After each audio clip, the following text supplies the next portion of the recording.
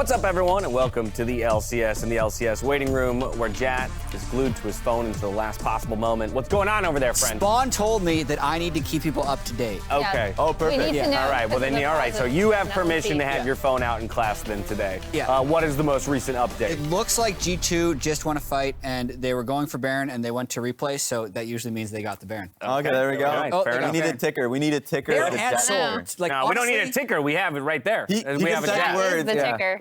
Yeah, they just appear underneath. Yeah, Baron and Soul. There's no way G2 loses. It's time to There watch. it is. Waiting. Well, now you can you can close the LEC stream and full screen the LCS one here for the waiting room. We're lucky to be joined by Spawn. We've got a full 5-person waiting room, so a lot to get through. We're gonna kick things off though with a hot button topic in the community at the moment, and that is How good is Raz PLA? Nation, baby. Raz Nation. I don't know about y'all, but snap. I am a proud resident of Raz Nation.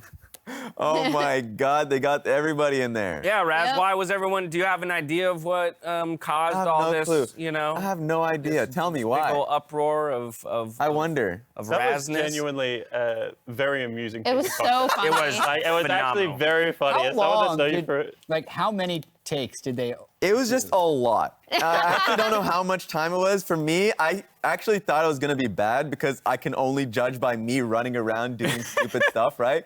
And so, literally, as you could tell, it was just me being in different spots and then casting off of myself. The piece where you're casting and you're doing the leg Yeah. bounce Yeah. thing, and I'm like, God, I've seen that so many times. I'm like, it's so brilliant. And then the oh my God, Goat man. is here. No, everything was.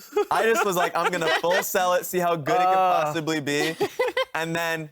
All I was right. like, and then Okay, funny but thing- this, Raz, now you understand that you are starting to kind of carve out a specific move as yours and only yours. You do realize that, right? This is my only dance move. Like, No, this. stop it. Nah, Move you on. brought this on yourself. Move on. This is how we Let's move started the year. Yes. And you were like, no So we're more, none of continuing this. the year. I'm done. It's not gonna happen again. And then boom!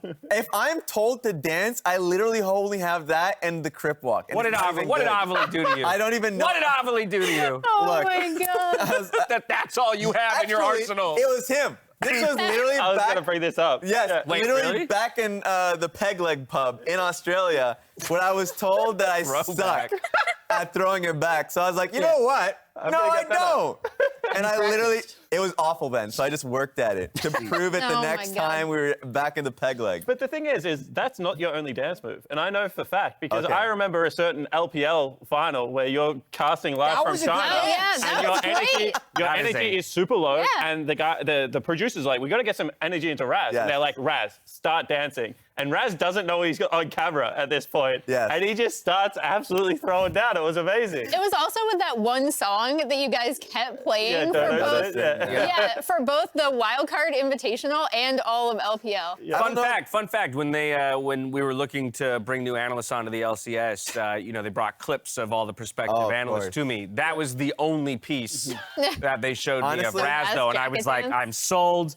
Get him on my That desk. Dodo Sin one was like, the reason why I was low energy was because I was super dehydrated. Yeah. Like I had hot pot the night after, and so I was like, I'm just dead, and we're going to game 5.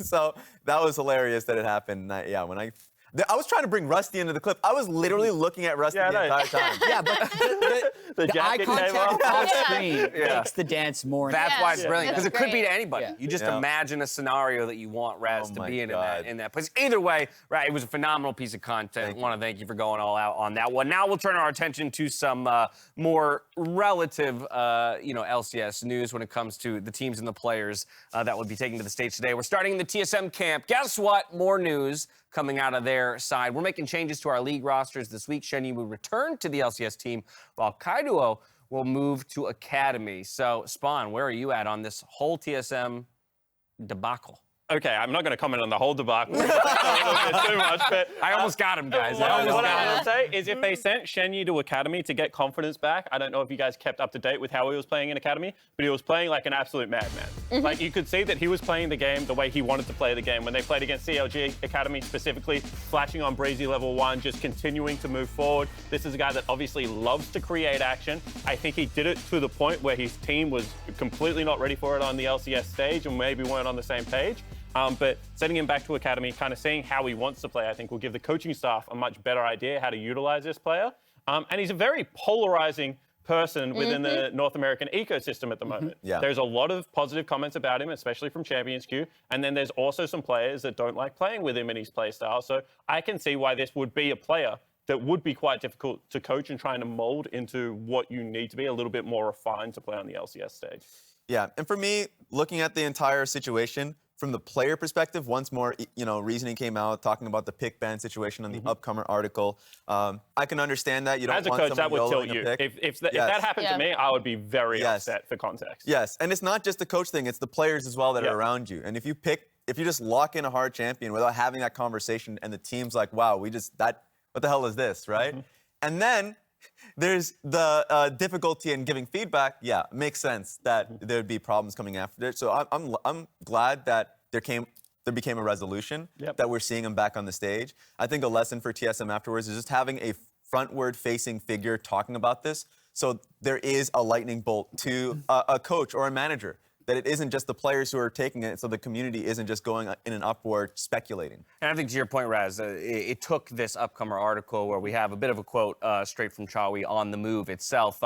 It took till this article for us to really feel like we had a good grasp of what was going on. Yeah. And I think, we just asked for that information a little bit sooner. In my mind, there's no reason why anything that was said in this article could not have been said at the moment of the benching itself. So, I can understand they're trying to protect Shenyi by not divulging that information, and I think that's completely understandable. There have been many of announcements where they have somebody, a frontward-facing figure, that just says, this happened, we are not going to go into the details, and I think that's completely understandable. What people don't want is, just the tweet, right, from the TSM account or something. They want someone, the coaching staff or something, to come out and talk about it, because even when the Hotline League episode came out and it was the head of esports talking about it, he's not with the players day to day. He doesn't understand the context of it. So you want somebody who's there who can at least talk about it.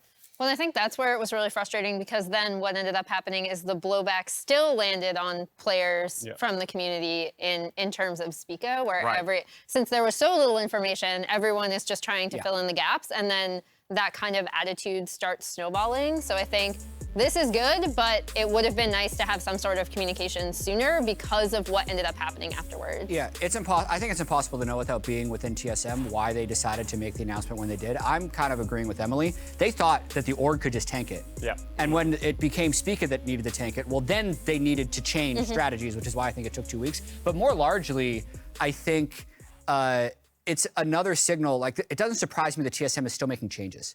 TSM as an org has actually been someone who's always made changes. They've had years where they've won the LCS, but that didn't reach their goal, so they made changes because they felt like they had to. That was the original Sven Mithy lineup that they brought in. But now that they're in last place, they made another change. I think the bigger change is actually takeover for Kaiduo. Yeah. Right, we haven't even gotten to that piece. Because we've already seen Shenyi on the LCS stage. Maybe he'll be a little bit more refined. But if they continue to be in last place, I'm pretty confident this is not the final TSM roster for the rest of the split. And you do have to have faith in some of their changes, because, they played around with their jungle position for a very long time before finally landing on Spica, someone that now feels like a franchise player that you can actually build around. So this is a team that, as Jat's saying, is very willing to, take that risk and make the changes, no matter whether they're going into playoffs, which is, I think, when the Spica change happens, or whether it's, going week into 4 of the Worlds season. qualifier. Yeah, exactly. Yeah. The other interesting thing that came out of the interview is that Chai, and I'm paraphrasing because I don't remember the exact line, but he basically does hint that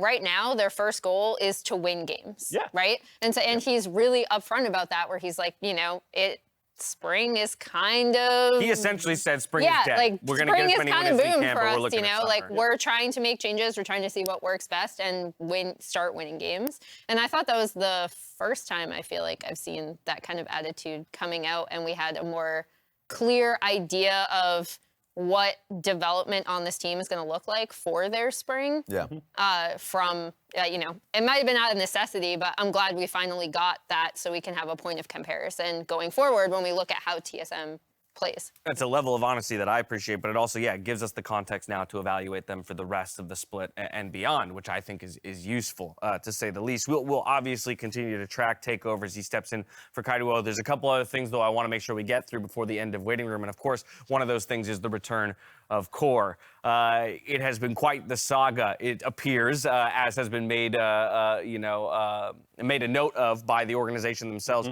to make sure that Core has secured the green card and is able to, remain in the U.S. He's back. Boom. Believe that's at the airport. But Yeah, more he so was in what Korea last week. Exactly. So, but that's what I want to say is like more so what I'm interested to hear than like rehashing the whole, hey, Core's back. Okay, well, yeah, obviously he's a great, very integral piece to TL's success. I want to know, with Core now officially being here and to the end of the split, is TL the team to beat? They are tied in first currently, but is this the roster? Is this the scariest, most threatening roster in the LCS? Wait, Weren't they already the team? Sorry, I got confused there. I thought Oh globally. my God. Yeah. Maybe a big call at the moment, but I would say one off. One up. One off. Thank yeah. you. Weren't they already the team to beat in the Were they? Yes. They're already tied for first. They are already tied Yeah. for first, but With- they've never solely held first. FlyQuest Well, that's not technically true. technically FlyQuest is the only team to have Are you done counting lock-in? No, we're not counting lock-in. You're not It's the counting regular- Lock-in. it's not the It's not regular a part of the split. split. Yeah, that's fine. So yeah, I mean, technically they've never solo held first. Obviously, they're a top team. I don't think that is up for debate. It's a matter of establishing how much better we feel they might be. Because I do think general sentiment is that they are the best team in the LCS, yet they don't have a game separation over the second place team. I think despite record, right, there are some teams that if they're towards the top of the standings will always be the teams to beat. So for example, whenever G2 is towards the top of the standings in Europe, they kind of just become the team to beat, automatically. And I would say those two teams at the moment in North America are Cloud9 and Team Liquid. Whenever they're towards the top of the split, teams assume they're only going to get better as the season goes on because they don't peak early very often. And I think that puts Team Liquid in a unique situation where they have like this trust that they're going to continue to get better. Core coming back is obviously going to be integral. It is very hard to scrim with one lineup, think that you're going to commit to that, then have to take a right-hand turn, scrim with another lineup, even if it is still a good lineup, and then go back to the lineup. It does create some like frustration, some speed bumps, if you will. I think the players have been great about it behind the scene, by the way. I think Andre is really, really lucky that he's got such a mature group of players to go on this journey with. But I would say, yes, those two teams, for me, in Team Liquid and Cloud9, regardless of wins and losses, are the two teams right now to beat in the LCS. It's that turbulence that is definitely making it pretty hard to like look at it objectively. I will say that I think even with Core playing 100% of the games, that they were bound to lose games in regular season just because they are a more creative team. If you have Whippo on the top lane that wants to play certain picks, right, wants to try them and test their limits, they're a team that wants to scrap pretty frequently with Core JJ in their lineup. So like there'll be games, especially with how competitive certain teams right now in the LCS are, that will take a game off them. I think what's scary about this team, historically with teams like these, how are you going to play a best of 5 versus them, right? With like the creativity, the fact that they can play through all 3 lanes, and then by the time playoff comes, Bjergsen will be like just at the top of his game. It's going to be really difficult to play a best of 3 versus or a best of 5 versus this team. And so I feel like right now in the regular season, where they can experiment, they will. And then when they get to the playoffs, like it's just, they're sweeping. That's my understanding of it. It's convenient that the two best teams are also like the only two on the top of the standings, because like the third place team is 5 and 4. Yeah. Everyone else is in the middle or the bottom. So yeah, it's very clearly to me like a 2-horse race. The interesting question I would have would be like, who's the third? Like, who is a team that could possibly beat them, or is that also closed? 100 Thieves would be my thought there, right? I think so. Yeah, as much as at times they've not looked like, a top 3 team, they've also shown us many games where they've looked exactly like their championship winning form. So on the right day, I think 100 Thieves is probably the team I would choose to beat them. Yeah, I would agree. I think that any team that has 2 clutch players, and in my opinion, FBI is a clutch player. Closer is undisputably, like, I don't even think that's an opinion anymore. I think that's just fact that this guy plays well in big games. As soon as you have like 2 players like that, I mean, on the given day, you can beat anyone. They just have to show up to work in the right headspace, and they're a very good organization. Sweet. Well, we only have about 5 more minutes of waiting room to go and one big thing to get through, and that's a couple of tier lists. I challenge All right. Raz Have and fun. Spawn. I didn't know it was just me and Raz, because It's otherwise just mine the would have two of got you. even more outlandish. Okay. What Well, is this list? What is it even up? for this, we're going to the Top top lane. lane. We're going to the top lane. They'll appear on the screens crazy behind us already. here. We'll get everyone a look. I'm immediately curious, Emily and Jat's reactions to these lists. I mean, we're I pretty think you similar. have Jenkins a Very little similar. low. Yeah. Yeah, the Jenkins part. Yeah, I think for Jenkins. I was talking to Spawn. Oh my God! The moment I knew I had two Team Liquid people, I'm Yeah. like, okay, well, Is it gonna be it's one gonna or be a two? battle. It's gonna be an issue. I want to hear your opinion first on Jenkins, and I'll go into mine a little. So, quick. like, the thing that I had to do with Jenkins, which is really hard, is Yeah. I coached the guy for a year. And the other thing is, a lot of my opinion of these players is, like, from behind the scenes scrims and stuff like that, because as a coach, you watch them so much, it's actually impossible to, like, differentiate, like, what they did on stage versus what they did in scrims, right? And so what I would say is that there are 4 people in the LCS right now I would definitely take before I put Jenkins as my top laner. But then I have worked with the guy for a year. I had a lot of success personally working with Jenkins. Yes. I think that his role on his current team is he gets the least amount of resources in the league by far. Yes. He plays with a very bottom lane dominant team. And I think that Contracts in games has underperformed a little bit so far this year to where I would have put him. So I think that top lane is one of those roles. It is so hard to judge top laners past like the first 4 waves because it really just becomes That's so brutal. what the team gives you. yeah. No, And it's he really gets true. nothing. And so I just have faith that if I had Jenkins on my team, I would be utilizing him well, and it's hard to look past that for me. The thing I'm the most curious about between your lists actually is that you put Summit first and you put Bwipo first. Yeah. I feel like everyone is going to look at those two as the 100%. two best. I had them both S tiers because like when I did the tier list, I had it as like tiers, and I had Summit and Bwipo in their own tier. So what I want is both of your reasoning for putting one over the other. Okay, I can go straight into that one, I guess, before we go into the Jenkins piece. For me, Summit's just had some really outstanding performances, and I would say recency for sure if we're talking about a power ranking. He just had an insane super week, and even in the weeks prior to that, I thought that he was just a solid team fighter, consistent laning. I think between those two players, Bwipo will have games where he's willing to take risks, and sometimes it fails, but that's completely fine. Whereas so far on stage, I felt like Summit has been a real consistent force, especially the last 2 weeks. Yeah, and I would agree. I think these two guys are definitely the two best. I think that what separates Bwipo, in my opinion, is I think his X factor is insanely high. Yeah. And like I think if you did X factor of player within the LCS, you nearly have to put Bwipo towards the top of that list as well if you take into account any role. And I value a player that can go out and in Australia would say grab the game by the scruff of the neck and like win it by itself. And I think that we've seen that out of Bwipo. Like he is a player that will go out there, and when the rest of the team is not performing, he can genuinely 1v9 a game. Yeah. And I just value that insanely high. And I'll quickly go back to the Jenkins piece just because I think our 6th to 9th area is always going to be the most difficult to kind of like figure out which one is better than the other. I think for Jenkins in particular, I actually mostly think positives with him. I think the situation that he's in is really difficult. I think a lot of the games that he's been in, he can be a difference maker in team fights, and that's the only thing that I'm generally like basing it on with him. And also the players above him that I have, Huni and Kumo, just from the split-wide discussion, have had really standout performances. For sure. Huni on his Karma play, when he was playing Karma, Lulu and all that, like actually he played really well in those circumstances. His Rumble game was also really good. The team issues are dominating it, and so a lot of the times, especially if they're bottom lane focused, will look poor. Kumo, on the other hand, like going back to those support games, his Tryndamere game was standout, but a lot of the times, if I were to base off of like super recency, I'd have Jenkins over Kumo. Yeah. All right, Kumo's Spawn, I'm going great to give you the front final word before Go we for it. duck out of waiting. Well, I was just going to say, for me personally, Yeah. Kumo is young and very streaky. Yes. So it's hard to put him on a list in like a concrete area. Yeah. Because like some weekends he shows up and he could be like 6th on this list. And then other weekends he could be very low on the list. And I do find streaky players are very hard to like quantify in any way. We also did some digging, and their results seem very dependent on either counter picks or him with a smite For top sure. laner.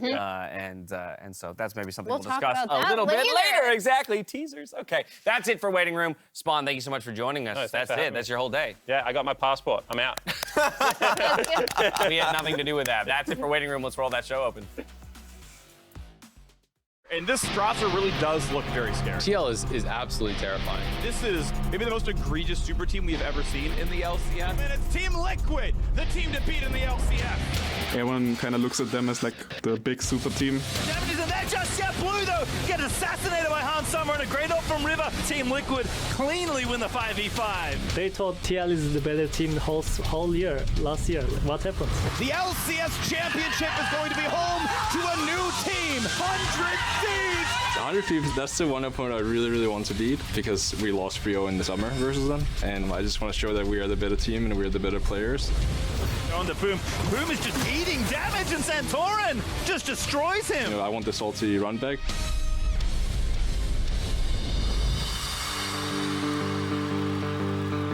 I actually really like playing against EG. Evil Geniuses winning top, they win in bot, they're winning this game. EG are looking like they're back to lock in fourth.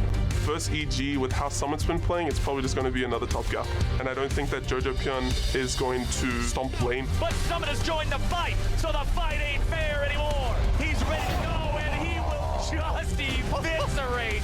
Quadra kill for Summit. Just a mid laner is fine, so I don't really think anything special stands out. Obviously, he can play enchanters, which didn't really work out for me, but I'm prepared now.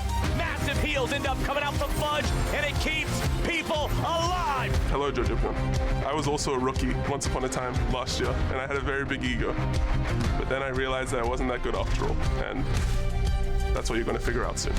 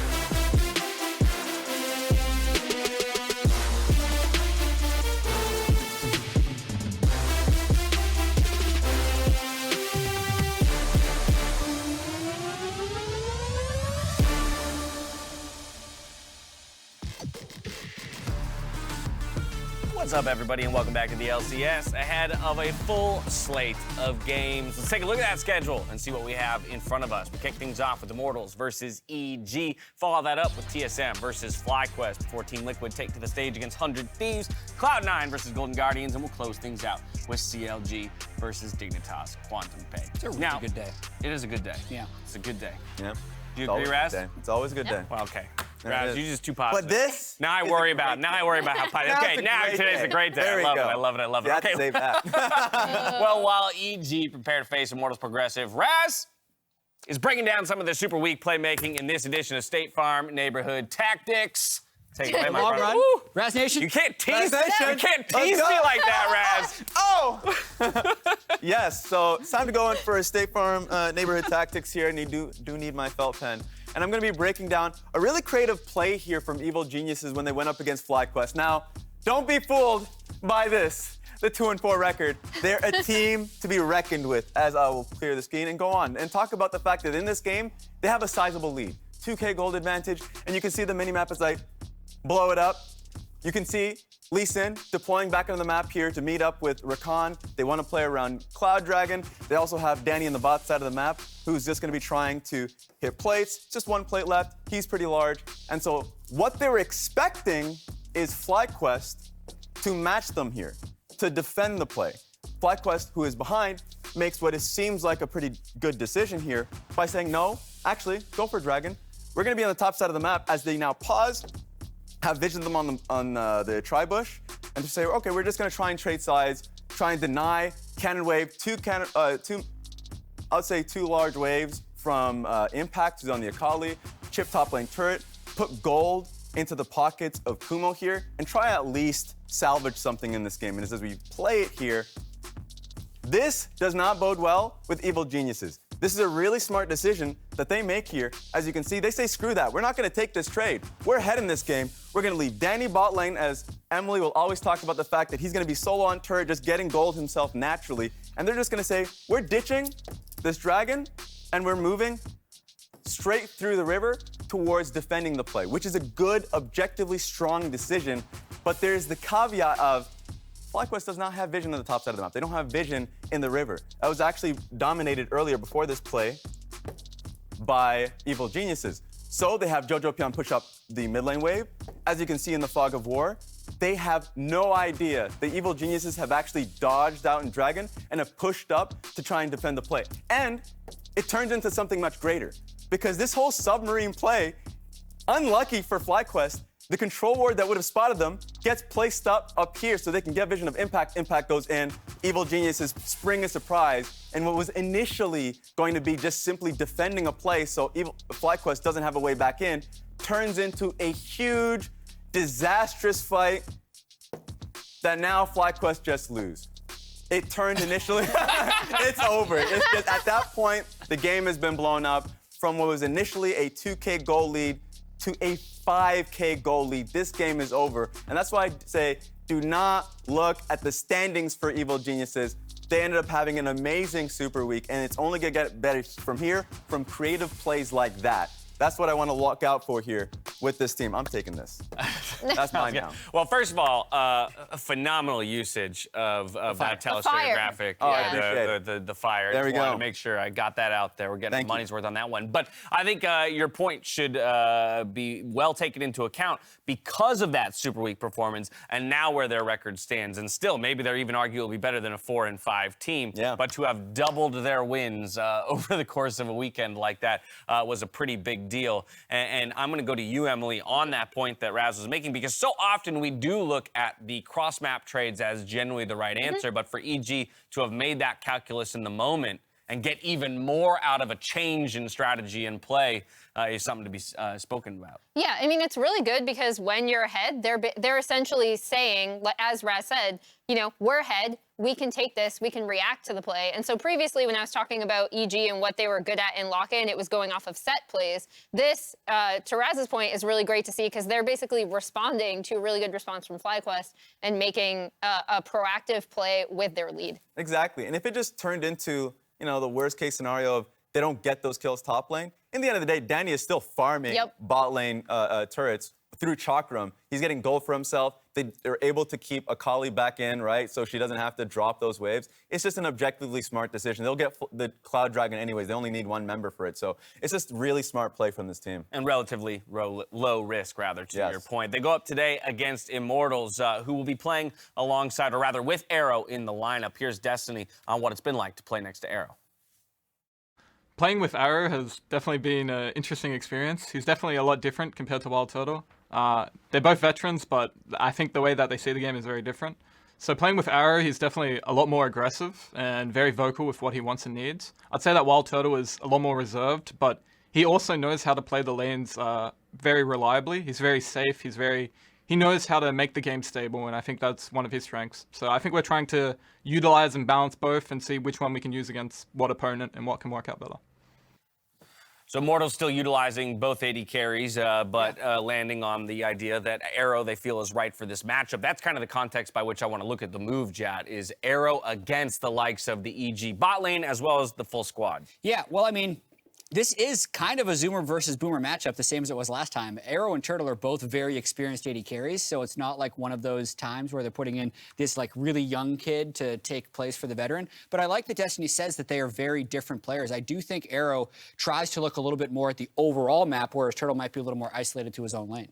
Yeah, and I think the way we've talked about how EG do want to get gold onto Danny, and a lot of it isn't actually through playing super, super heavy 2v2 trading. Yeah. So I actually think it's an interesting decision to what Destiny said of like, if Arrow really knows what he wants, if he wants to play the lane more aggressively, maybe they can force EG into, you know, staying in that 2v2.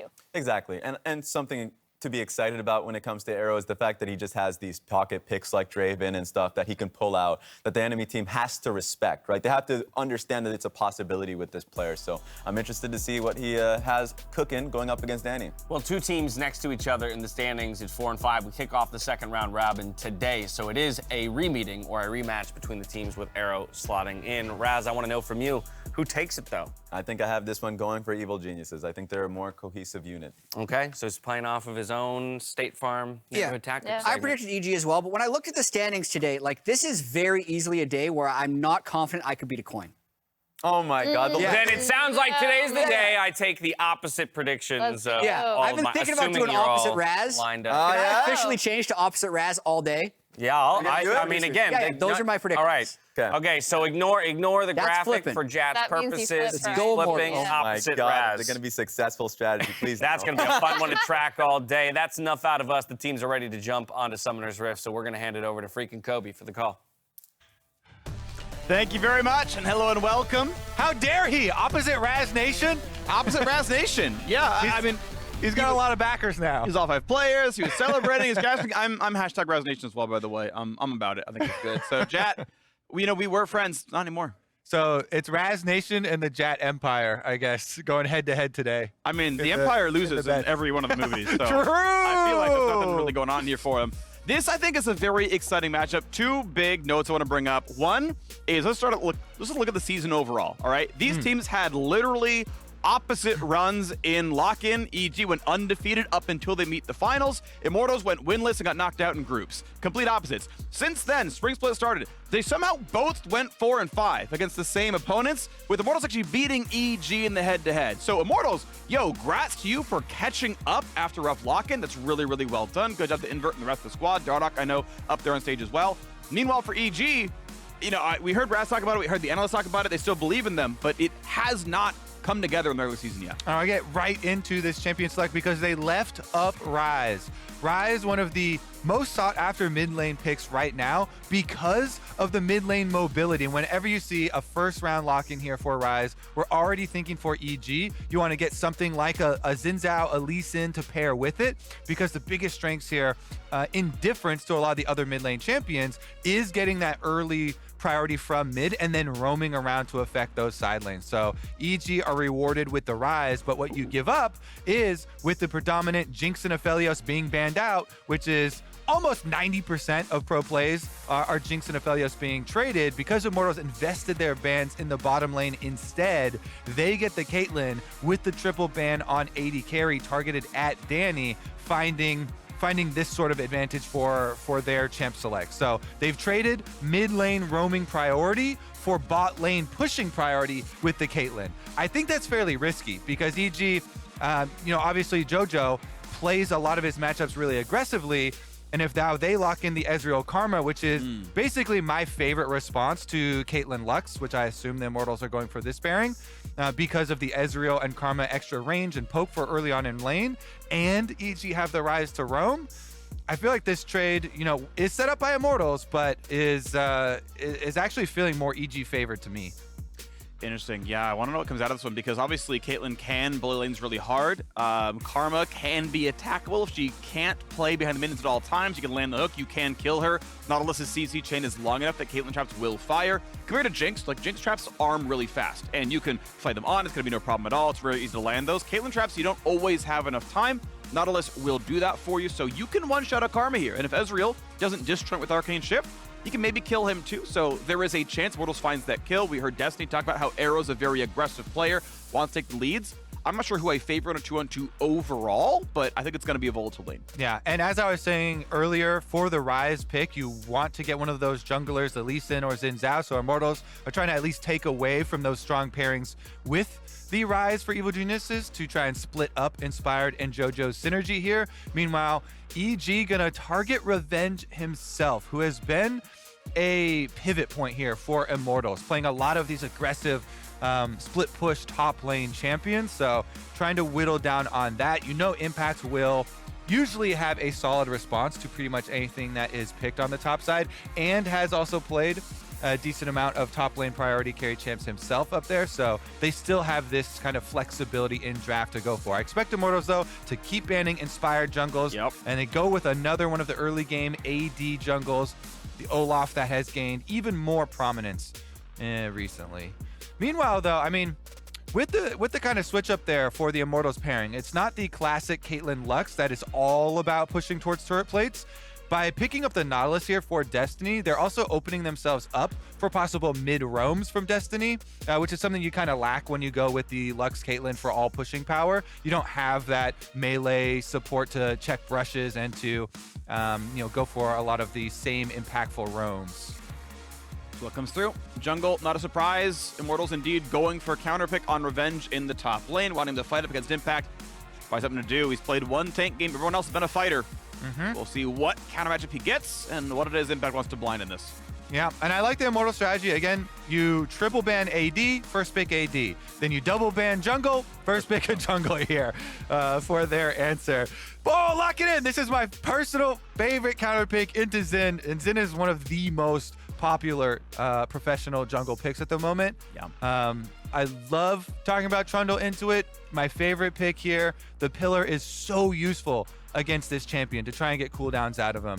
And you can still red smite and hand-to-hand fight the Xin, especially once you get your ultimate there. Trundle can just bop him straight up. So it really sets you up for a lot of strong matching as far as jungle is concerned. And when you're looking at your lanes that already have strong advantages themselves, that's all you need as a jungle. So we'll see Inspire trying to mark Xerxe and try and shut down any sort of Xerxe plays affecting lanes, and then you get to be your Trundle for later, and you can ult on either the Nautilus or the Xin front line for later. So man, I just feel like EG rounded this one out really nicely, and Immortals are gonna have to add something nice and spicy, Phreak, for me in the last pick. I wanted to see something even spicier like a Yone, but this is still good. I think the bans were pretty solid from EG. Gwen is the worst Sion matchup out there. You can kind of just like outrange the Q and then turn immune and just like ignore everything, or just dash around behind it. So very important ban there. Camille obviously very favored as well, because true damage is going to work pretty well in that one. You can mess with everything else. Graves still favored in the matchups. So Revenge going back to Comfort, but it is Comfort that is good in the lane here. It's kind of hard to find a top lane pick that's not going to get countered by something in a fighter pool. So, goes to Science. We can do something decent. Immortals looking to get the 2-0 record on EG here.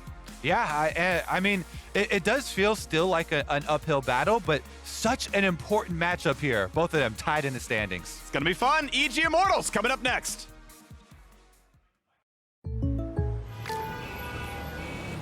What's going on? Jake from State Farm, the perp just confessed. I think. I don't know. What? Oh, can't afford streaming anymore, so here we are. Oh, don't give up what you love. State Farm has options to personalize your policy so you get a rate that fits your budget. Oh, that's great. The subtitles would be nice. For surprisingly great rates that fit any budget, like a good neighbor, State Farm is there. Call or click to get a quote today. Welcome back. EG versus Immortals, both at 4 and 5. Everyone I've talked to says they still believe EG is a top 4 team, that they'll get there. It's just been a short slump. But 13 days ago, Immortals took control of this matchup and never let go. A gold lead the entire time, hoping to run it back in a very similar looking game here. Also, just on an offhand note, I would highly recommend checking in on their team content. Pretty funny episode of the behind the scenes Evil Geniuses YouTube series that they put out showing Vulcan how he got his ankle injury. Also some really sweet interviews with JoJo's mom. She even actually requested to JoJo introduce Vulcan to her daughter. So maybe it becomes a family team here. Great. Family business. Wonderful. Well, early ward tracked. Nice sweeper play by EG. Spots it out. JoJo. Do they get a... Nah, it looks like Nautilus not going to be in range to land a hook, but maybe they cut him off here. This is killable right now. If you get your teammates there in time, is it going to be enough damage? You get the Singe out for the slow, forcing a flash. Well done by Immortals to figure out where else JoJo might have been going. Now we'll see if it's attackable because, hey, you've got 5 minutes to kill this flashless Ryze. Yeah, definitely going to look for some Xerxe follow-up towards mid lane here. The bottom lane kind of entry there from EG didn't end up paying out, but you can see what the idea was. Whenever you're playing against a Caitlyn lane, Trying to get some brush control, early information on the bottom lane brush is very, very beneficial, especially because Caitlyn Karma, or excuse me, Ezreal Karma likes to play the bottom lane with both of these champions splitting position, one towards top and one towards the brush there for the Karma. And then you kind of create this pincer of skill shots when you're throwing them in the 2v1 kind of range advantage there. But if Destiny can get access to the brush, then you always threaten the all-ins there with the Nautilus. And he's actually gone for the Glacial Augment on Nautilus. Some people still take the Aftershock for the all-ins for you to be more tanky, but the Glacial does protect your AD carry much more, obviously, than the Aftershock does, sacrificing a little bit of individual defense. I think that matters a lot because Trundle's in the game. If you took Aftershock and Trundle like, well, I'll just ult you, and it's like, oh, well, negative armor, here I come. So, I think it does make a lot of sense, especially in this draft. But yeah, I think it's also defensible in other games as well. So, worth looking at that choice. Yeah, does make him more vulnerable for the lane. So we'll see if that actually comes to fruition there. Inspired, speaking of which, that Trundle does complete his red-to-red route. So this is one of the big things when we talked in Champ Select about Trundle marking the Xin and stopping Xin plays. You can do that through PvE. If we just follow his early route, it was very, very inefficient, but it does cover all these bases of the aggressive early Xin plays, and he knows he wants to play off the flashless Ryze here, so he's there for the counter. He's going for it, but you still can't stop him. There's nothing Jojo can do. The Pilly didn't kick him off. It wasn't even cast until Xerxe landed every single skill shot. They had all the information, Phreak. He was walking over the ward. I don't know where the pillar was, but we got to fight in the bottom side as well. Pretty good route, and they have some pretty good trades back on the Destiny. Great net backwards, some damage back. Pretty close in the bottom lane. That is a giant blunder from the side of EG. They had all the information.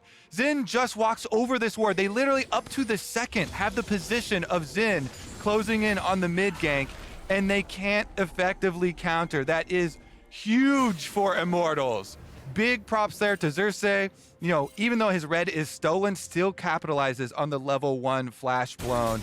And this kind of changes how the tide of the game for early game is going to go. We mentioned Ryze, how important it is to try and get your early push, get your roams off. But the Orianna achieving first blood. Thank you, observers, because this is what I'm talking about. When they have perfect information on Xerxe, they have him warded every second of this early play, up to literally the pass through mid. And Inspired is AFK. It's like, what? Where's his pillar? I don't know why Did he they wait don't to learn expect it? him. I don't know why they don't expect him to flash there to close the gap, but because they do. All right, we gotta live in this world where they do, Phreak. It's a mistake, okay? Yeah. I'm just flabbergasted, that's all. Yeah, it's definitely an oversight, but now we're living in this world where Immortals have first blood on the Orianna. It does mean that you have a couple of flashes to take advantage of. Zhao is a bit more susceptible now to jungle pressure himself, and Trundle definitely can go for fist fights basically with this champion, since of course the Xin also not getting the actual last hit on that kill. Here's another look. Destiny going in, does hit the minions, and Ignite forces the flash there with the tether from Vulcan about to time out. Yeah, Vulcan had been playing that lane a lot. Just kind of a heads up, playing off into the brush for Nautilus and saying, if you hook me, it's going to be fine, and knowing that if he's at full health, he's not going to get one shot. Now they got a Trundle flashing forward. They're going to catch Arrow. Doesn't have a way out. Pillar just to make sure, and the kill is handed over. Danny on the board now. Well done, EG. Really, really smart wraparound here from Inspired. So he's bouncing back very quickly off that bottom side play, wraps into the fog of war, and Vulcan's communicating the whole time. I have early flash here. He goes with move speed, get in range of Caitlyn, matches flashes with the Caitlyn. You can't get out of that tether. So big props here to Vulcan specifically for setting up this gank. Destiny gonna take a lot of damage for this one, but honestly, Vulcan doesn't want to stay for too long in case there's a gank coming. The end ward in the brush, but it's gonna let Destiny freeze the lane. So well done, Destiny. Yep. All right, so they at least keep the minions and kind of recover the situation, but the gold went into the correct places there for EG, with Danny being handed the last hit. That hurts. It does every time you see it happen. Yeah, oh well. still going to get all the XP and gold, though, and it's still going to deny some to Danny, so obviously still positive for him. But yeah, 300 gold for the kill. Obviously going to be really, really nice. Extra longsword there in the inventory. Getting to at least recall or die on Noon Quiver means you're not so sad about it. Like, if that happened to Wave earlier, you'd feel really bad as Arrow, but he's been farming well. Yep. And this is the big topic for Immortals, has been the AD carries switching positions, but Arrow, they invested 3 AD carry bans plus the first pick on the AD carry. Here's the delayed power move from Evil Geniuses. Again, slow, into nose. He has to fight. No way out. Well done, Danny. It's number 2. Yep. That's why we cautioned against Xin with no flash. Really well done by EG. Again, kind of facilitated by Vulcan with the Karma speed up. It does so much in the early game. And they just run him down. Blue buff. Second blue spawn here, taken away by EG. Like the timing of this invade and the kind of the brute force. Yeah, the timing was great because I don't think they had a bunch of wards tracking. They just knew, hey, blue's going to respawn at 7 minutes. Let's set a trap to fight for it, and it was just perfect. Yeah, I mean, it's they know he started on blue from early information on the jungle route since they stole red away. So well done capitalizing on second buff spawn. This is something that we've brought up a couple times for the LCS teams, but really love seeing when actual preset plays are set around the second buff timers, because those are so easily calculated. All you need to know is which side he started on. Yeah, really, really cool stuff. So well done to that one. And it means that EG are now back to a 480 gold lead, paying back to first blood. Of course, we've got JoJo's flash back up here. And yes, Danny, in fact, is rich from the 600 gold he's earned. Inspire would like to do a little bit more. Still no flashback of PoE for about 10 seconds. Coming back very soon, though.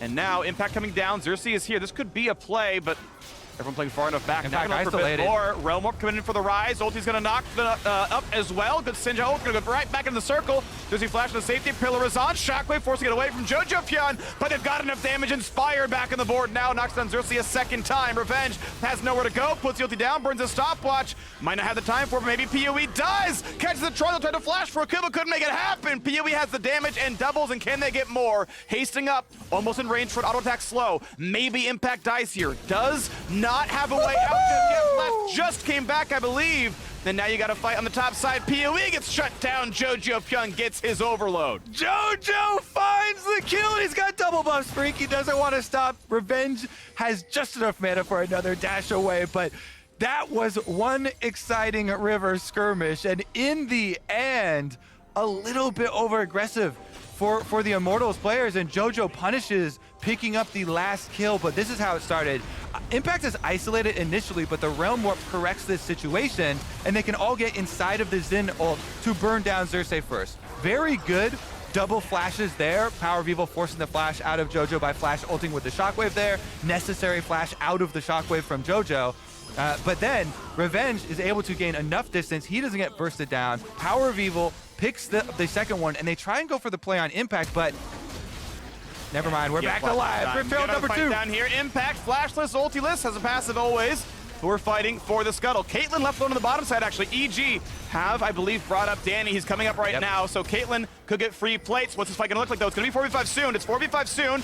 Will it reset? Right now, a fight come in. Danny caught out. Is he going to die, though? Runs away for his life, ignited on, and Inspired finds the first kill. And Jojo gets out pretty safely. It was him they were going for. Gonna stay alive. Xerxe drops as well. EG winning the fight. I can't believe they took that battle. Danny showed up. It was a 5v4, and EG gets the 2-0. Revenge kind of poking around the outside, but there's no support for him. His ult still on cooldown here, so it's gonna be a stretch to do anything about this. Even though Inspired is low, he's got Smite, can Smite early for Trundle, and they pick up the objective as well. Evil Geniuses with a 1.4k gold lead and the Rift Herald in their pockets. Yeah, looking so good right now. Yes, a wave or two is denied. Arrow shoved those in. Yes, Arrow got 2 plates as well. But after the fight, Jojo TP's down, catches it afterwards, doesn't lose any more, and looks pretty good. Danny now holding on Rift Herald is going to be a lot of turret gold. Yeah, and he picked up on 2 of the kills, so lots of extra money. He's not even feeling bad about the turret plates that Arrow got. Since he's the one holding the Rift Herald, he can have isolated gold for it. You usually have to split it with your jungler, who will hold the eyeball, but he can get every single penny out of that activation. Yep, Herald Charge plate gold is global. You could die, you could recall, you're gonna get your share of those 2 plates. And now it's going to Danny no matter what. I think right now if he summoned it, yeah, okay, Destiny could hold the Herald. He wouldn't get anything, but at some point, you know it's going to summon, you're just going to find plate 2 or 3. And the reason why I'm so worried for Immortals in this game is because Evil Geniuses, not only do they have Ryze for side lane to try and answer, but they also have a big advantage in front-to-back team fighting. Massive tanks will do that for you. Sion, obviously, really big front line, but Trundle gets to shred the Nautilus even if Destiny tries to go in. So it's going to be a lot more difficult for Immortals to try and maneuver around it. And that means they have to hit key abilities and set up fog of war advantages beforehand, because if you just go front to back, straight up, face to face, it's going to be rough. Flashing in for the slow, doesn't land the slow, but if that did, he probably could have kept it with Arrow and followed with the root, but able to get the flash out. Arrow stays alive. Immortals fighting back from an 1,100 gold deficit. EG playing as well as many hoped they would throughout this season, but it's been pretty fast, frenetic, and powerful for them. Yeah, I mean, the LCS has been so competitive within the first half of spring, so even though Evil Genius's record is not what people expected it to be, it's because there has been so much competition at the top of the LCS, pushing them down to a below 50% win rate here for them, trying to correct the situation in this game. It looks like top side overload with Sion continuing to push on bottom side will pay out for them off this reset from PowerOfEvil. He does have teleport. Plates. It is still pre-unleashed because we're only 13 minutes into the game, but all his towers are being pushed on, so should be able to get right back out. And meanwhile, we can check in on the items being completed. Essence Reaver is done first for Danny. A Chem Tank for Inspired Trundle. Just trying to get in range because, yeah, you can kind of engage in Sion, but that's kind of weak too. So hoping to get in. Hullbreaker done for the Graves in side lane though. And also, the other common option for Trundle in Divine Sunder is most effective versus Health Stackers. And Health Stackers are not super prominent on Immortals. I mean, the Graves with Hullbreaker finished, is one of the items that has the most health in the game actually, but that's the split pusher, so yeah, is looking to be another huge frontliner. Again, Evil Genius has invested so heavily in very strong frontline, which will benefit them for the straight up objective fights. And since they're the ones that are able to get the early lead on turret taking here, bodes well for them. I'm honestly only curious about when they start to transition, because we're pretty late into the game, 14 minutes here for First Dragon to still precede being set up on. So after this reset, when they're with their extra control wards, I would definitely expect them to start to transition to the bottom half of the map. We hand it off. And Immortals are going to try to scale through this mid lane. Some cooldown reduction in for the Orianna. Looks to be going towards Leandries as well. One of my favorites is tracking PoE builds. Yeah. PowerOfEvil, especially Orianna, is one of the champions that he is most well known for going for alternative builds. A lot of them that have been scrutinized have been Orianna builds that incorporate the auto attacks way more than a lot of other players do. This one not necessarily showing that yet, but definitely keeping my eyes open for it. Absolutely. I want to see if he can get anything done. I mean, there is a Trundle and a Sion. Like, there is a beefy front line that you want to consistently damage through. It does lend itself toward Leandries, for example. We actually are seeing a Gale Force out of the Caitlyn, which will be less single target DPS, but more playmaking. We'll see if that one's going to matter, because again, they will have to get through a full tank Sion at some point in these team fights. I don't believe they pick Sion to just sit against Graves the entire game. Yep, and there's the dragon we were hoping for EG. Yeah. Now, again, since it is so late into the game, I think that Immortals aren't as scared of it as they might have been if it was a much earlier dragon, because they do have the Graves already with the Hullbreaker for trying to split. And so it's quite nice of a feeling for them that at least the pressure of EG forcing these 5-on-5s on these neutral objectives on this dragon stacking won't be as a time crunch as it normally is. I still would say they have a very big hole to dig themselves out of in this game, with the gold lead now really coming up in items here for the Evil Geniuses members.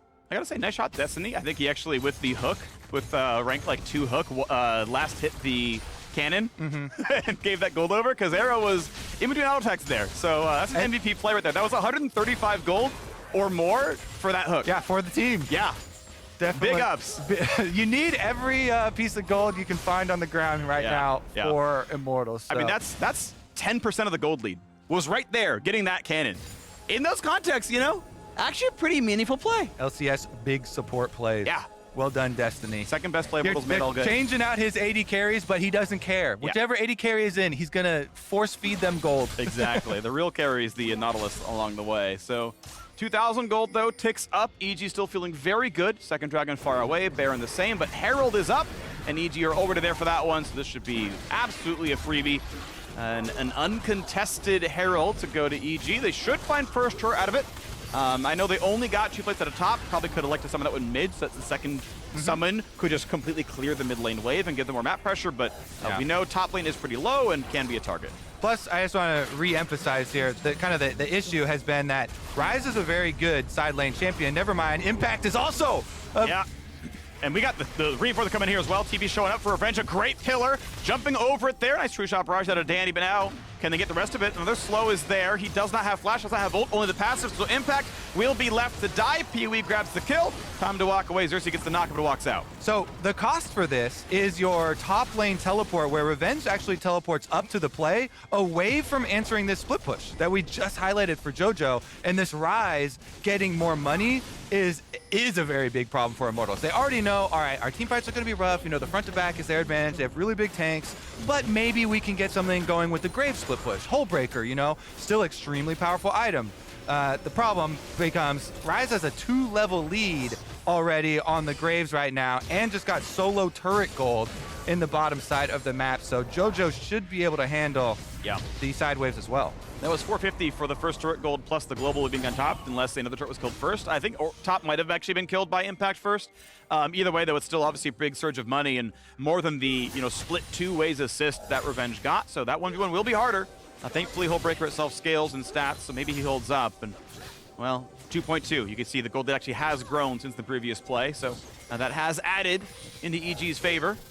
We'll see if Immortals can find the next move at some point, though. We haven't yet seen the second Herald summon, and that's going to be about enough health that I think mid-turret dies to just the charge. As long as someone's in range for the gold, that's going to feel really good. The world is just collapsing around Immortals right now. They've got so many problems to deal with and not a lot of answers as far as how they're actually going to win either a team fight or a side lane. And it starts to become the scenario where you need to either have the classic, surprise play out of Fog of War, or like you need to have a magnificent shockwave combination with somebody. Destiny Xerxe combining to deliver the shockwave from PowerOfEvil. PowerOfEvil, though, is building for getting through the front line, getting through the tanks. As you mentioned earlier, the Liandry's definitely a no-brainer there because of the big health stackers for both frontline members, but also following up with very early magic penetration as well to deal with the magic resistance inside the turbo chem tanks. Yeah, it's not going to one-shot their back line. No, and that's fine. I'm just still not a fan of Void Step second. I don't think it actually does the optimal things you want it to do. You actually need enough base of AP that it does something for you. We can check the math later, but I think in 99% of games, you can never Void Staff second, and you're the only AP threat on your team. They're not buying more MR than the chem tank, so don't agree with this one here, but whatever. It's a very minor impact in a game that's already getting well out of hand and rapidly.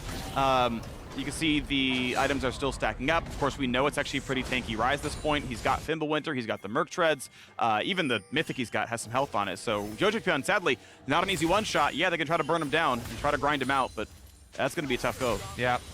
Always really hard to catch Danny on this Ezreal as well, so definitely like the DPS build he's going for. Dragon number 2 should be very easy for Evil Geniuses to pick up. Again, Immortals have to play the harder side of this coin where since you can't go answer their 5-on-5s setting up at these neutrals, you have to try and trade on the other side of the map, try and force the other lane and get some split push advantages. So they send 3 members topside, but Impact can just hug the turret. Even with PoE trying to burn him down with the Liandry's, he's still able to play it safe. You see him cautiously going to protect against the dive as well, getting some wards out for himself, making sure that there's no counterplay for Immortals. And they actually pass this whole timer where Evil Geniuses are able to pick up the Dragon on bottom side of the map and push out both those side waves, and Immortals get 0 counterplay out of it. And maybe it's a mix of maybe they should be a little bit more aggressive from behind and take bigger risks, but also it's a good job by EG to make sure they get everything. So gold lead stays this 2.5 thousand thereabouts. Of course, second Dragon's going to feel pretty good. They're on pace for a 31-minute Dragon Soul. Cloud Soul's fine. The mobility is going to be useful. And Raz Nation is on pace for its first dub of the day. Ooh, true. Is he going to go 5-0? Is he going to go 5-0? The pressure starts to mount.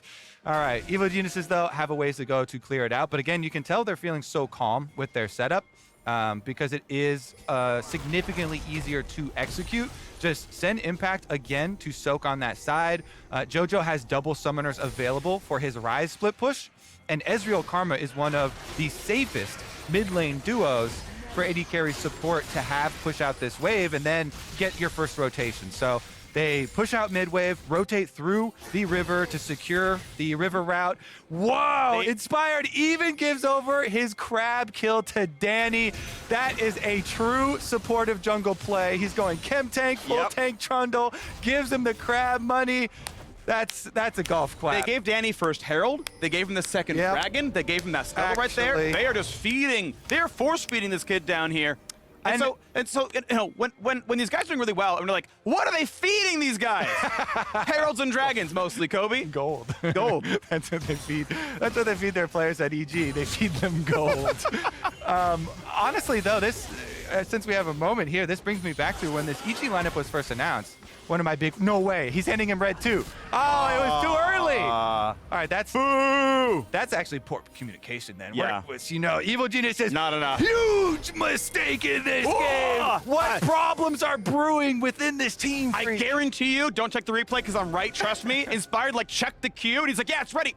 Oh, he like lets it walk by. Honestly, that's funny. If he did it for content, I'm on board. That was a hashtag live evil. Yes. If he baited him, if he was like, oh yeah, red buff is prepped, man, no problem, and then stops DPS on it. That's pretty great. Well, we found a knockback to Impact. They still cannot knock the turret down.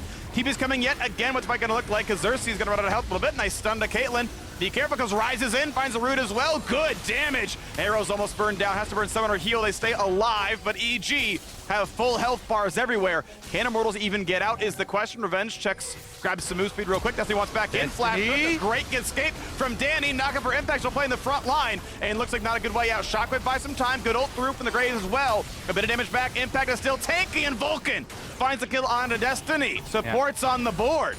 You're seeing the struggles, though, that we caution against for Immortals with this matchup here, and that's why in Champ Select we're definitely laying our praises on EG, unless Immortals came up with some snap play there. And Destiny tries to go for it, you know, flashes in, gets his combo onto Danny, but Danny with a simple arcane shift gets right back behind his tanks, and EG never break the line. They never give up on their formation for their front to back, and damn, those tanks are tanky. Yep. And unfortunately, Immortals are trying as much as they can to build anti-tank items. Again, I understand it. You're going through a Trundle. You're going through a Sion. We've got, you know, Lord Dominic second year out of the Caitlyn. And the tough thing is, like, even if you're building anti-tank, you are still killing frontline slower than EG's killing your frontline. And it's just, I don't know what you have to do about this. Like, you're so far behind, your builds aren't going to do anything no matter what you do, and it just feels rough. Yeah. Caitlyn's also not a great tank buster. No. Even if you try and itemize armor penetration second item. So until he gets his Infinity Edge, it's actually just going to be a little pea shooter trying to take off tiny little scraps of health from that front line. Yeah. And we shall see. Evil Geniuses, this does mean that their path forward is so clear. Guess what? Dragon 30 seconds. Recall, get your control wards. That's what I like to see. Is the last item here completed as well. Frozen Heart. We've got line of 4 control wards down here for EG. Go out to the Dragon. Pick up your Dragon number 3. Transition over to the Baron side of the map after you've already taken that objective. Xerxe, though, he's behind enemy lines, but he's behind the tank. Yeah, he doesn't even break the shield of the Sion. Actually, it's going to Impact winning the fight in the 1v2. Yeah. Definitely the least likely champ you would like to flank there is the Sion, the main tank, the main raid boss. Bottom side will be pushed out by Jojo in preparation for this Dragon, though. One more wave will be instantly cleared and Inspire can go collect. So, Dragon to be attacked, and yeah, should be pretty easy. As we're going to check, they are trying to cross-map it a little bit, but all they can do is knock down wards. Yeah, and if their DPS is not enough to fight EG, their DPS also right now is not great for on Baron, so they don't have the biggest threat of it. Pretty interesting call here from EG. They just have Ryze, who has Realm Warp available, finish up the Dragon, even though he's going to take significant dragon damage. This is a Cloud Drake, the fastest attacking dragon, does the most damage of any of the dragons, and will chunk him low. There's no vision for Immortals to know that, and so he still has the threat always by not showing not in, staying in fog of war, that he could realm warp, he could teleport, and you don't know if he's injured. Yeah, so it's going to be pretty safe, and we are still on pace. Again, under 32 minutes, Cloud Soul will come through. EG have just remained in control for the last 12 minutes, basically. Stacking them up as an extra win condition, not risking the play to go for the Baron. That said, though, the gold has remained very flat. It's still been 2,000 for these 12 minutes. So to Immortals' credit, they are holding up. Their inventories are growing at the same rates. The problem is his timer is ticking down when Cloud Soul injects, again, another like 4K in rough stats in terms of sort of winning games. That's coming soon. Yeah, it's definitely scary when the team with the extremely strong front line gets move speed on top of it as well. Not only do you have Sion train coming down for the engage, but Trundle just gets to zoom at you. Cloud Dragon plus the W speed, Inspired will be running quick, and with the chem tank as well, it feels like EG, it's kind of inevitable that they get their engage off. Waves pushing in right now. Sadly for Immortals, they can't cross-plant much. They already knocked down top lane outer turret, so what they tried to trade for Dragons has been claimed. Going for tier 2 sounds really tough. And EG just keep controlling mid and top. Killer is on. 3 versus 2. Good luck as TPs come in. Realm Warp as well. Arrow flashes. Arrow still goes down. jojopyun finds one, and they're going to find a whole lot more. Impact knocks a couple up. Gets interrupted in the meantime, but he's still too tanky. Finds another stun. Pulled back in. Stoneplate is a big shield. Shockwave on a 3. Danny with a good arcane shift gets away. Inspired nearly dead, but just too tanky. Walks away with his life. And you can see the start of the extra damage here with the tank busting builds from Immortals give a little bit of threat in the exit here from EG. It's not enough to make them second guess themselves, but at least they're keeping them a little bit honest, and you just stop this play at a single kill picked up for Evil Geniuses. This timer is actually pretty important for Immortals. They need to take advantage of the reset from EG to actually regain some vision coverage for themselves around the Baron. This is their their last hope. Is trying to turn around a fight with some sort of positional error from Evil Geniuses. Maybe straggling recalls or something where the front line is not set up to protect their carries, and some sort of comeback window presents itself. 0.6, still the number. And 2.5 minutes until Dragon Soul comes online. Immortals have tried a couple of times to look at the Baron. Hasn't turned on much just yet. Impact's right at the front line. Okay, face check. Yeah, they're going to find a little bit of something there. Inspire going to walk right back out. Wards are controlled. There's still a couple of brushes with vision, though, that Immortals have not claimed. And Xerxe, down to 1,200 health, does not make for a good front line. Yeah, I mean, the only front line they can hope to kind of get is with the ultimate from Xin. So your few seconds of immunity are going to be very precious to you. You get 5. You get 5 seconds where Xin Zhao doesn't get immediately deleted. From soon to be 4, my friend. Soon to be 4. Next week it's 4 in pro play. On live it's already that number, and here we go. Baron has been attempted. It's fully on vision. They know about it, but will that even matter? 6k health left. Xerxe can W for vision. Okay, down to 6 again. A flip is what Immortals want. Evil Geniuses, they should not flip this. They have flash. He's got smite. Caitlyn sniped with a little bit of something. jojopyun in danger a bit. They keep it at 3k. Controller comes down. This is full vision unless Sion wants to knock down that ward. Okay, good. No way they get rid of the vision here, so quick snipe from Arrow. A couple of 100 damage, not bad. So what you need to do from EG's perspective here is set up your turn, a more threatening turn off of Baron, because you never want to flip this versus Immortals. That's the exact play they want to try and get back into it. Xerxe hits that Miracle Smite, they win the team fight, they run through your base that way. So EG, they need to threaten their engage much more significantly than this setup. And it is a little bit difficult with the Caitlyn traps being set up from Immortals and them kind of defending well on the objective. But if you want to get anything out of that Baron setup, it has to be off of turn, not flipping. I need to know how much money this Caitlyn has, because Arrow is nowhere near. He is, I think, 400 gold shy of being able to afford Infinity Edge. And that means he's not going to get the spike, because Dragon Soul's in 30 seconds. He ultimately cannot really earn that money in time. There's not really a good way to do so. So he's going to be without the threat on spike, just barely. Sadly, has to kind of bypass that right now. And this should look really good for EG. Flash, they're going to find Jojo, forcing the Flash away. He'll be far enough out, even with the slows, that they can't catch him. Flash down for Flash, not that bad. Yeah, I wonder if Immortals even give the soul. Because you know, okay, Destiny doesn't actually complete the recall, so they're gonna have some sort of counter instead. They're not just gonna give it threaten on the Baron. They've got a blast cone. They've got to control it inside. EG have sussed it out though. A little bit of scariness there as Xerxe jumps over the wall, but he's going to be okay. Dragon indeed will be taken. Immortals, I think they should take this fight if they can. Hook's not going to land, though, even though Vulcan kind of baits him in. Ryze can be there soon. They know they have to be desperate from the side of Immortals. They know that they had to force the play there. They tried valiant effort, you know, the multiple flashes used, trying to get the engage, but EG just too solid. Nice rotation of the Ryze again over to pick up Dragon, and everybody else just has to defend that Baron play, defend that desperate play from Immortals, and now you've got the rewards to show for it here from EG. Well done from them. Controlled game for 31 minutes here, soon to be 32 from the side of Evil Geniuses. And Eclipse through for Danny, now Sorota's Grudge as well. He's ready to kill basically everybody, no problem at all. Very, very good spellcaster build into this one. Finds an interesting way to weave a lot of damage into that one, as the gold lead is now 3.5 thousand. It has grown by 1,000 over the last 15 to 20 minutes. And on top of that, a Dragon Soul to boot. Sadly for Immortals, they have not found their way into this game. They've found ways to tread water, but unfortunately have not found picks, have not found much to cross-map. And it's been just playing to EG's tune. They're happy to sit and scale and get to late game Sion, where the front line's better, the back line's better. And they're going to find a little bit more now. Xerxe, you can see, loses about 20% of his health from a single Ezreal Q, and that happens every single time. Certainly does. All right, EG setting up again with a much better turn. They've got the Dragon Soul.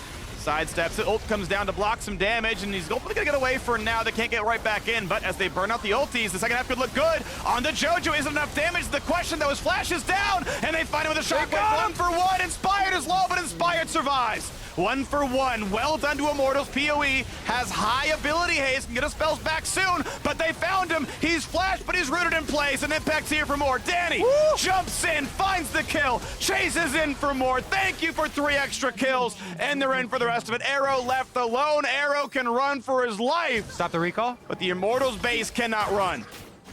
Nice dodge there from Vulcan. He's using the move speed, but he's gonna go down. Arrow's trying to finish him off. He just wants to stop the recall, Phreak. Yeah, the root was there, couldn't land the net. And you know Vulcan's gonna stop him again. Well, it's actually Inspired this time. It won't look too bad, the pillar's there, but the base is dying. Inhibitor turret is down, Inhibitor itself is gone as well. Vulcan would love to bait him in. Pillar's not up for a little bit though, and Arrow's gonna play by the wall to jump over that one. Hits a Scryer's Bloom, and here comes TP's for a bit more. So the game will not end, but Arrow will lose his life. Pillar not timed quite appropriately. They may still get the chase down. I mean, there's no way out for him. It's just a question of how does he want to die. He wants to die getting gold. What's your last meal? Gold, please. I would like some gold. Thank you very much. 63 added to the coffers, but that time is so rough that it's a guaranteed 5v4. Everyone's ready to go and fight for the Baron. I love gold. Who knows that reference? Is that really old now? Austin Powers? Oh, I've seen that. It was also poorly done, so maybe. Yeah, that was one of the worst Austin Powers movies. Well, I was referencing my actual imitation. There were better Austin Powers. Here's the really good turn onto JoJo that actually opens some hope for Immortals. They actually used the shockwave to finish off the kill, and then there's like, oh my god, we actually have some hope. Inspired flashes away, though, gets away with 100 HP. He's able to get off the reset, and it's about the re-engage from, again, Vulcan has been magnificent for them this game. So many of his tethers and then flashes on Karma to make sure the priority target still gets rooted. And once you get that advantage, you can just run your Sion forward. Ezreal back through. Yep. Nice copium there. Yes, at least it's only Dragon Soul and Baron and another teamfight victory. Yep, and there you go. Danny did some damage in that fight. A decent number right there. Obviously, PoE put on a pretty good amount, but yeah, not enough coming through for Immortals there. The gold lead now 7,500. Dragon Soul's on, Baron's on. You're going to look at a second inhibitor kill now. Here comes the Siege, decent damage. And oh, by the way, yeah, the shield on a Sion, yeah, it blocks the entire Caitlyn trap combo. So that's not too effective. And the turret keeps taking damage. No, I mean, Sion is ridiculous at this point because Impact also has a Warmog, so even if you manage to get through his giant shield and manage to put a dent into his armor, he can just back off and heal up off the Warmogs.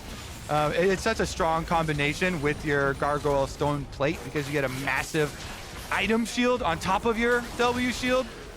It's a good build. I'm a big fan of Warmock's dual plate in every single Sion build. I think they're appropriate. They're pretty much optimal. And Xerxe can't get his ult in time. Danny finds the snipe. And this has got to be the base at this point. Jojo's going to get low, will be stunned, but far enough away that they can't answer back onto him. Destiny flash to safety. Double stun comes through. Danny, now legendary, jumps in, finds a tripper. Will he get all 5? Looking for the last 2.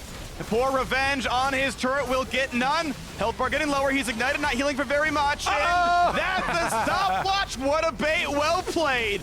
Gets a kill on the board. Immortals find number 5, but they will find loss number 6. EG get their 5th win of the season. Well done on the victory. I love it. Respect the attempt into the fountain there. Flying a little bit too close to the sun, though. Yeah. Doesn't get the penta. Regardless, gets a big win for Evil Geniuses, then brings them back to dead even. 50% win rate here for the Evil Geniuses. And this is a team poised to climb in the second half of spring. Yep. I really think they are bringing together their pieces, working out some of the improvements they were talking about when they first formed this team. Well done to them. Good job, Danny. Nearly an F-less game. Again, as you said, flew too close to the sun, so okay, bit of an oopsie. The KDA is 1 instead of undefined, but this game actually looked kind of a lot like the one we saw 2 weeks ago, where it was control the whole way through. That one went to Immortals, this one though went EG's way. And hey, this is the mode that they're in, right? Where they've got complete control. There was an oopsie at level 3. But other than that, right, Danny was big. He showed up for all the team fights. I mean, Jojo was around the map really, really well, answering all these plays. And, you know, when they gave up kills, it was to get something better on the other side of the map. Yeah. Oh, you killed our top laner with 2 TPs? That's okay. We killed your bot turret and you lost 3 waves. That's cash positive. And so every single time it felt like EG made the right choice in the map. Yeah, and they're showing that they do have that flexibility. You know, you've got Impact on your team. Might as well use him with some strong tank play. Yeah. So definitely a lot of looks here for this EG squad. Well done to them. We are stepping away, but in return, Latigris and Evil Geniuses Vulcan are chatting on our Verizon post-game interview, and the NL's desk is talking TSMers Flag Quest. Don't go anywhere. So he's there for the counter. Going for it, but you still can't stop him. There's nothing Jojo can do. Maybe Impact dies here. Does not have a way out. Just came back, I believe. And now you got to fight on the top side. PoE gets shut down. 3 versus 2. Good luck as TPs come in. Realm Warp as well. Arrow flashes. Arrow still goes down. Jim Impact's here for more. Danny jumps in, finds the kill, chases in for more. Thank you for 3 extra kills. And they're in for the rest of it. Arrow left alone. Arrow can run for his life.